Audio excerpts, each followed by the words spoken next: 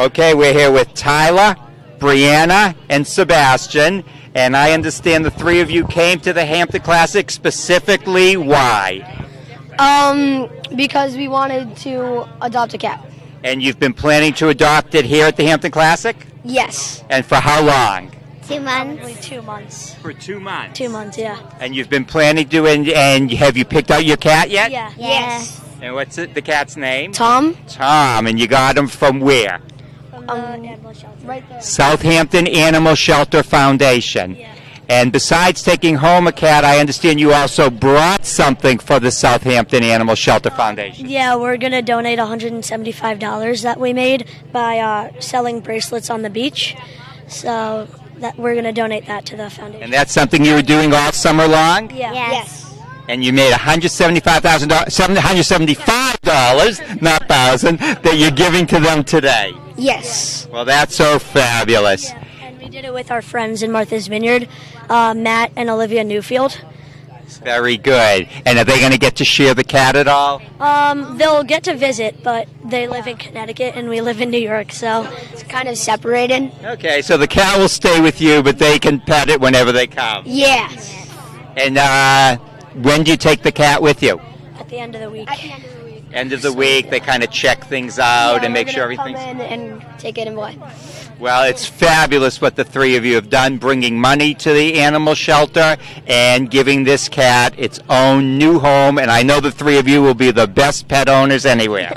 Yeah, thank you. Thank you. Enjoy it. So tell me your names. Charlie Rosenberg, Angelique Sarrow. And where are you two from? Armonk, New York. Armand. Okay, and you know who these two are? This is Glinda. Glenda? Yeah. And Elfie. else? They're really cute. And are they the cutest dogs? Yes. Yes. And you just met them here today? Yeah, they're really cute. Do you know how old they are? They're 3 months, I think. 2 months. 3 months. Wow, 2 months, 3 months old. Okay. Well, keep them in the shade and give them water to drink. We will. All right, thank you. Thank you. Thank you.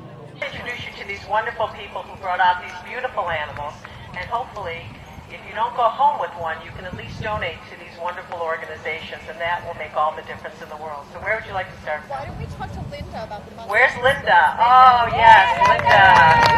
Yay! I know Linda very well. This is a wonderful organization for the most heartfelt cause, which I'm going to let her tell you about. She's here every year.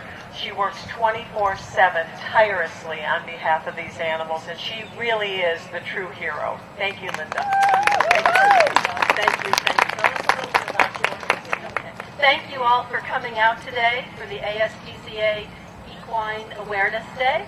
And I'm here with the Kaylee Kramer Foundation, and the Kaylee Kramer Foundation was founded in honor of my daughter, who aspired to be an equine veterinarian. She passed away in an accident, and the way we honor her life is to help the horses that she cared so much about. So 4 years ago, we rescued Valor and Callie, who were 2 wild Mustangs. Valor was a third striker. So does anyone know what a third striker is? So the BLM, the Bureau of Land Management, is a government agency charged with the care of the Mustang population out west. But in point of fact, they do not really care for them. They have really managed them out of extinction. And they are rounded up under the most horrific conditions possible. So Valor's story is his mother was rounded up by helicopters. And horses, all you young children, right? You all live with your families, right? Yeah. With your mom and your dads and your brothers and sisters. And that's how horses live. They live in herds and in family groups. So when they're rounded up by these loud helicopters and sometimes also people chasing them, they're separated. The babies cannot keep up with their mothers. So the babies are just, many of them die or are separated from the older horses, cannot survive on their own. Valor's mother was chased by the helicopters while she was pregnant. So Valor, the mother gave birth to Valor in a crowded holding pen. And he went to 3 auctions And if he was not adopted after the third auction, they are released for slaughter. The BLM has also released hundreds of horses to what's known as kill buyers, people who buy the horses for slaughter. The horses are then slaughtered also under the most horrific conditions you can imagine. And there are laws to protect the Mustangs, but these laws are just flouted. And Callie is from Nevada, and that's home to more than half of America's Mustangs. And there's beautiful, beautiful wild lands out west that are public lands, that are taxpayers' lands, that are lands that you pay your tax dollar to support. And the horses and the other wildlife are being driven off of that land. And basically what the land is used for is cattle. So there are now, I believe, less than 30,000 horses roaming free and more than 50,000 kept in holding pens at taxpayers' expense, which is just absurd. It just makes no sense. And are you familiar with Madeline Pickens? Yeah. So Madeline Pickens she's a very wealthy woman, and she's also a owner of many thoroughbreds and racehorses, and she bought over 1 million acres. She wanted to take the Mustangs and put them on her private preserve. But for reasons that are just incomprehensible, BLM did not allow that. So we ask you really to write to your congressmen, to your senators, to continue to pass laws to protect the Mustangs and the wild lands out west. And we even ask you to think about most of the land goes for cattle. And we ask you to think about your eating choices, to maybe not eat meat or reduce your consumption of meat, so that every decision you make really affects the horses. We are all interconnected. I don't know if anyone has any questions about the horses. And Callie and Valor are very, very lucky because now they reside at the Brookhaven Wildlife Center in Holtsville, New York. We're here with Jill Rappaport of NBC, award-winning animal welfare advocate. And Ruby. And Ruby, a best-selling author, TV personality. And Jill, tell us about Ruby and about this special day for the ASPCA. You know, I'm always so honored to be here because it is the one horse show in this country that pays homage to the rescue animals in this country. And as I said earlier, there are so many incredible privileged horses here, but what about the other horses? And that they are the majority of animals across the country that desperately need a home and a life. So this event is to raise awareness. Ruby in her ASPCA hat is one of my 5 rescue dogs. I brought her for another reason because in about 15 minutes I'm going to be launching Pies for Paws. You can figure that out.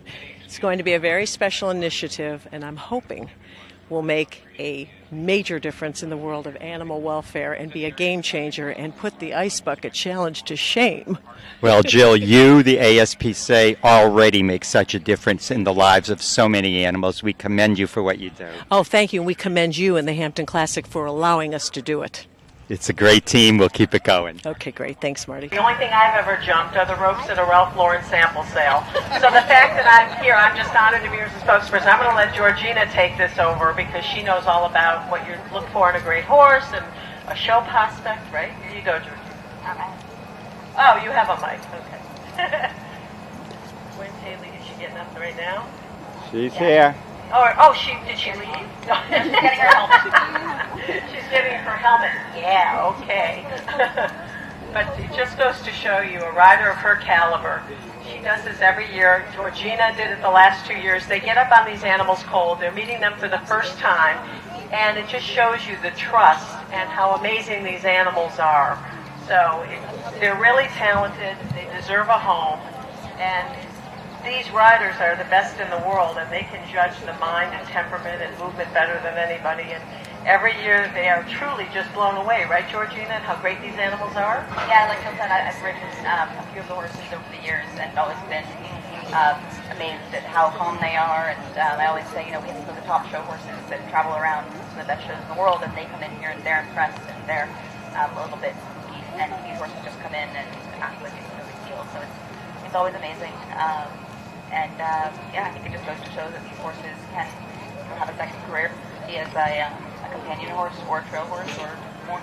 Yeah, something safe when you say, they just are not affected by anything. That says so much about the animal, because this is their first time here, right, Val? Seeing these grounds, this environment for the first time. Yeah. And we love the fact that we have these incredible riders that are international top show jumping riders, and they're giving their time to help us message about horses that need homes, horses that are not fancy show horses yet, but maybe they will be.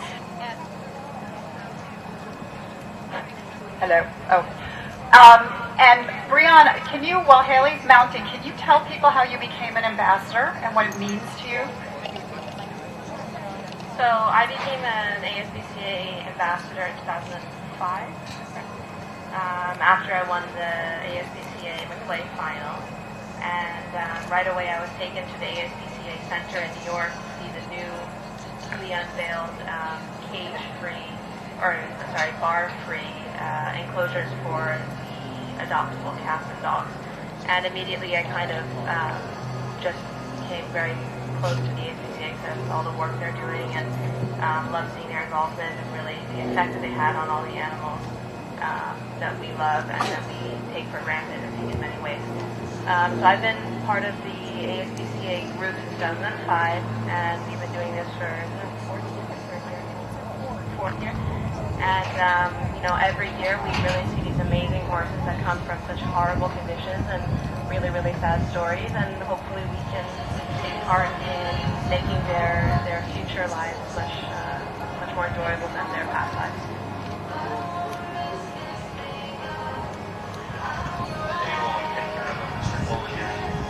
Worth pointing out that this year 1/3 of the field at Wallach, which is a 4-star event, 1/3 of the field this year were all off-the-track thoroughbreds. Maybe not a great plug, but my first Grand Prix show jumper was an off-the-track thoroughbred that Jamie Mann trained called James Bond. And I used to train with a guy named Rodney Jenkins who swears by thoroughbreds, said that they're the smartest breed he knows, and Sloopy and Idle Dice were just some of his successful off-the-track claimers. So I just wanted to mention that. Woo! Okay!